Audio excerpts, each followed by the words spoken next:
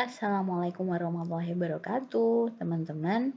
Hari ini kita masuk ke pertemuan 2. Setelah pertemuan kemarin kita bersua melalui Jimit dan juga forum diskusi. Pada pertemuan ini kita akan membahas simpul data. Oke, setelah minggu kemarin kita sudah membahas apa itu data, apa itu variabel, apa sih pentingnya statistika dalam suatu penelitian dan apa bedanya statistika dengan biostatistika. Minggu ini kita akan membahas terkait ukuran tengah, kemudian ukuran posisi, kemudian ada ukuran sebaran dan juga kita akan bahas hubungan antara ketiga ukuran tengah, jadi hubungan antara mean, median, dan mode atau yang biasa kita kenal dengan modus.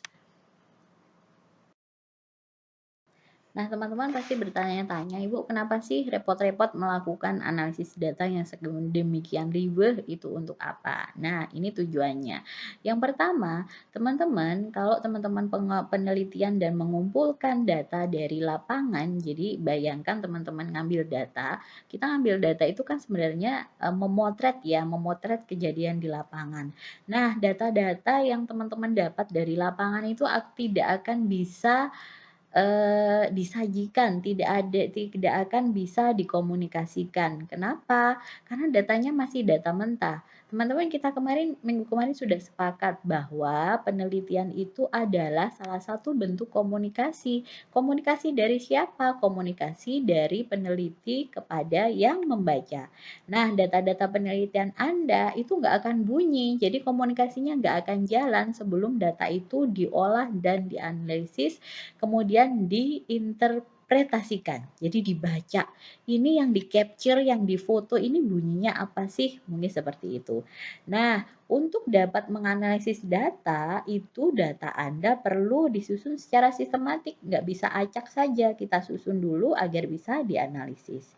Jika datanya banyak observasi, maka untuk memudahkan data tersebut kita susun dalam yang namanya distribusi frekuensi atau tabel frekuensi. Nanti kita lihat ya contohnya seperti apa. Nah, teman-teman, ini yang namanya distribusi frekuensi. Jadi, distribusi frekuensi itu adalah susunan data menurut kuantitasnya atau menurut kualitasnya.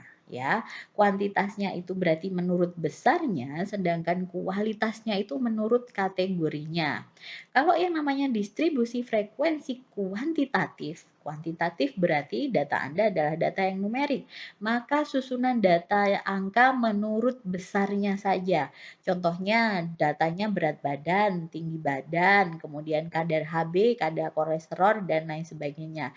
Ini biasanya berasal dari suatu pengukuran. Kalau distribusi frekuensi kualitatif, maka susunan datanya menurut kategorinya.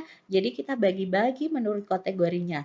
Contohnya, datanya jenis pekerjaan, jenis kelamin, pendidikan, dan status perkawinan, dan lain sebagainya. Ini kan kualitatif, jadi kategori. Kategorinya jenis kelamin laki-laki, perempuan, mbak dan mas, bukan mas ya. Kemudian pendidikannya SD, SMP, SMA. Itu kan tidak ada besarnya.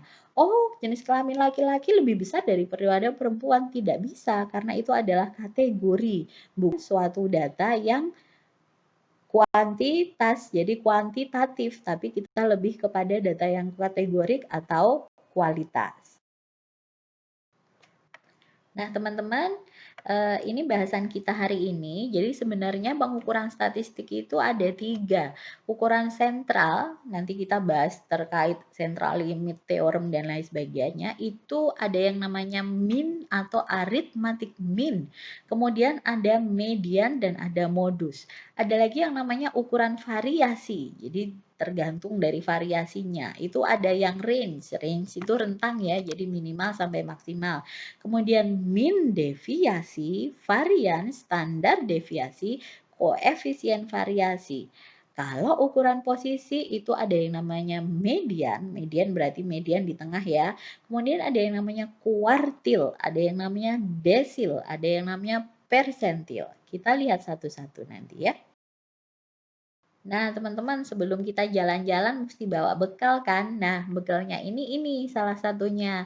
Ini kemarin sudah kita bahas di pertemuan satu, penggolongan variabel. Ini teman-teman harus paham, harus tahu, harus hafal apa yang dinamakan kategori nominal, maaf, apa yang dikatakan variabel nominal, apa yang dikatakan variabel ordinal, apa itu interval dan rasio. Bedanya harus paham.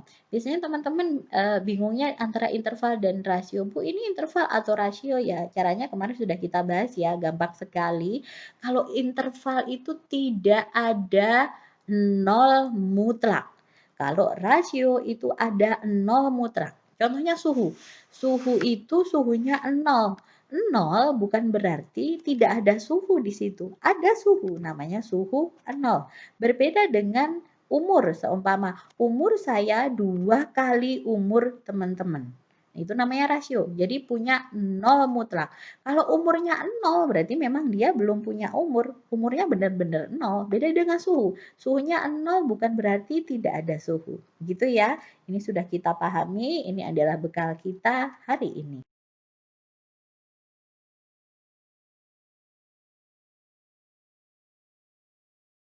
Nah, teman-teman kita masuk ke ukuran tengah ya. Jadi ukuran tengah ini nama lainnya adalah nilai tengah atau central tendency. Nilai tengah atau central tendency.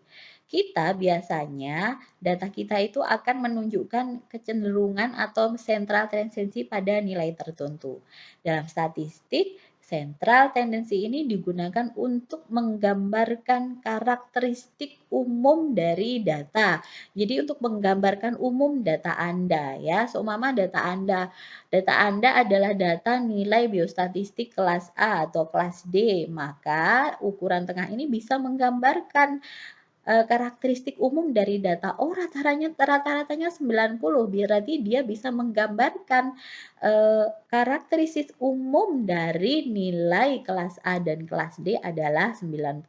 Nah, nilai yang biasa digunakan untuk mewakili data. Tadi udah ya. Ukuran yang digunakan ada 3. Yang pertama adalah rata-rata atau rata atau mean, kemudian median. Median itu adalah nilai tengah dan kemudian modus. Modus itu adalah nilai yang sering kali muncul. Oke teman-teman, ini adalah konsep umumnya. Tadi kita sudah sepakat bahwa hasil penelitian kita, data kita itu tidak akan bisa berbunyi, tidak akan bisa dikomunikasikan sebelum kita analisis. Nah, konsep umumnya seperti ini. Contohnya nih, ini adalah nilai apa ya, nilai manajemen dan analisis data dari kelas A. So, Mama Ahmad dapat 65, Ali 63, dan seterusnya. Nah, jika kita ditanya, bagaimana hasil ujian mahasiswa? Seumpama Anda seorang dosen atau ini adalah data Anda. Anda ditanya, gimana hasil ujian mahasiswanya? Maka Anda nggak mungkin kan jawab, oh gini Bu, si Ahmad 65, si Ali 63, dan seterusnya. Kalau murid Anda 100 atau seperti sekarang kelas besar ada 160, tidak mungkin kan peneliti ataupun dosen tersebut menampilkan satu persatu. Nah, kalau ditampilkan satu persatu kan terlalu ruwet. Nah, caranya seperti ini. Seumpama rata-ratanya 60, maka saya sebagai dosen atau Anda sebagai peneliti bisa jawab, ya lumayanlah Bu, rata-ratanya 60. Rata-rata ini adalah ukuran tengah. Rata-rata adalah min, salah satu ukuran tengah. Nah, ini teman-teman, ini adalah konsepnya. Kalau kita ngomong, oh rata-ratanya 60, artinya bahwa sebagian besar mahasiswa itu memperoleh nilai sekitar 60. Sebagian besar harus diingat bukan semuanya. Ya, jadi nilai rata-rata ini digunakan untuk menggambarkan nilai sebagian besar atau umumnya dari mahasiswa. Artinya, ada mahasiswa yang dapat nilai di bawah atau di atas rata-rata. Sekali lagi ya, rata-rata itu adalah sebagian besar atau umumnya. rata-rata dapat 60. Tapi bukan semua mahasiswa dapat 60. Berarti ada mahasiswa yang dapat nilai di bawah rata-rata dan ada mahasiswa yang dapat di atas rata-rata. Ada mahasiswa yang dapat di bawah 60, ada mahasiswa yang dapat di atas 60.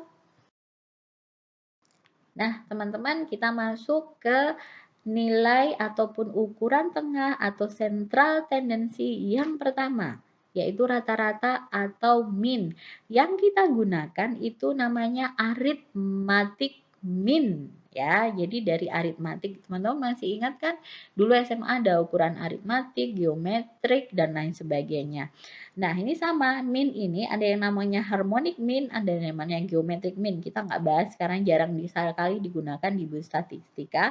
Kita menggunakannya arithmetic mean. Ingat, kalau ada nilai tengahnya berarti data Anda adalah data yang numerik. Distribusi frekuensi Anda adalah distribusi yang kuantitas atau numerik, bukan kualitas. Nah, ukuran mean ini adalah ukuran pemusatan data yang paling sering digunakan. Biasanya kalau Anda analisis, nanti kalau skripsi ya, analisis univariat, jadi menjelaskan variabel satu per satu, mean ini paling sering digunakan. Cara ngitungnya gimana, Bu? Cara ngitungnya gampang sekali.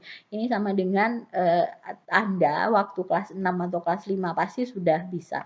Jadi dengan cara menghitung jumlah semua nilai dibagi dengan jumlah respondennya atau jumlah apanya ya, kalau siswa juga siswanya. Jadi berapa datanya ada berapa. Jadi nilainya kita tambahkan dibagi dengan jumlah datanya ada berapa. Soalnya jumlah datanya ada 100, maka pembaginya N-nya adalah 100.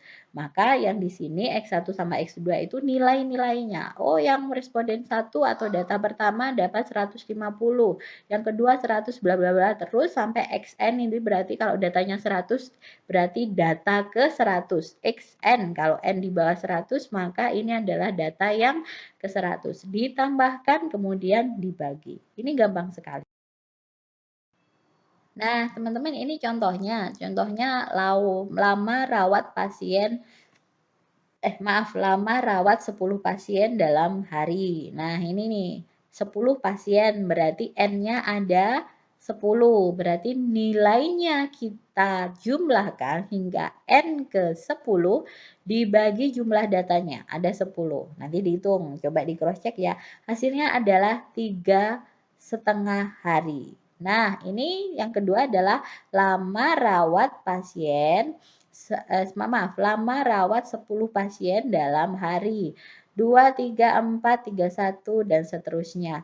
Maka nilai min-nya dia seluruh nilai 1 sampai 10 dibagi jumlah data 10. Jadi 6 hari. Nah, ini sifatnya nih. Ini kenapa kok ini dimerahin kenapa, Bu? Ini adalah nilai yang paling besar, 6 sampai 31. Ini 31 ini pencilan banget ya, dia paling besar. Ini akan mempengaruhi. Kenapa ini dimerahin? Karena akan mempengaruhi dari sifat nilai min.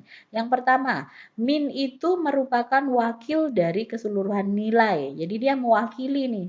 Karena tadi kan sudah ya sebagian besar atau umumnya. Proses penghitungannya melibatkan semua data pengamatan. Jadi kalau data Anda ada 10 ya 10-10-nya harus dihitung. Sangat sensitif terhadap nilai ekstrim atau pencilan atau outlier. Pencilan, nilai ekstrim, outlier itu sama. Baik pencilan besar atau kecil. Contoh yang pertama ini pencilannya yang besar adalah 31. Itu terpengaruhi di saat yang paling atas nilai terbesarnya adalah 6, maka lama rawat pasiennya hanya 3,5 hari. Di saat ada satu data yang dia pencilan jadi ekstrim 31, maka rata-rata lama rawatnya jadi 6 hari. Sangat mempengaruhi nilai yang ekstrim ini, baik besar ataupun kecil. Nah, teman-teman, ini sifat dari min ya yang selanjutnya. Teman-teman, dulu matematika masih ingat ya kalau teman-teman seumpama apa itu bilangan yang pembagian, jadi seumpama 1/2 tambah 2/3 dan lain sebagainya, itu biasanya ditambahkan atau dikurangkan suatu konstanta. Karena konstanta ini tidak akan merubah nilai, tapi dia memudahkan kita dalam menghitung.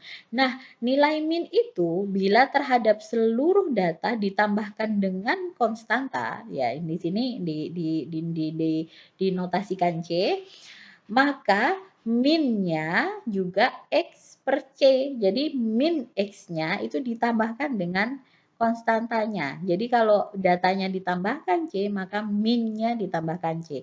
Contoh lama rawat 10 pasien, ini 2, 3, bla bla bla bla, ramalannya 3,5 ya. Kemudian masing-masing ditambahkan dengan angka 2, jadi ditambahkan konstanta 2.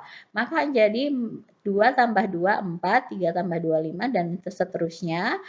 Min-nya yang didapatkan itu 5,3 atau 3,5 ditambah 2 hari, sama. Jadi tadi rumusnya ini berlaku ya, apabila seluruh datanya ditambahkan konstanta, maka min-nya akan ditambahkan konstanta. Hal ini juga berlaku pada perhitungan dikalikan. Jadi kalau datanya dikalikan konstanta, maka min-nya juga dikalikan konstanta. Coba kita buktikan. Dari data yang tadi rata-ratanya adalah 3,5 hari. Kemudian masing-masing dikalikan dengan angka 2.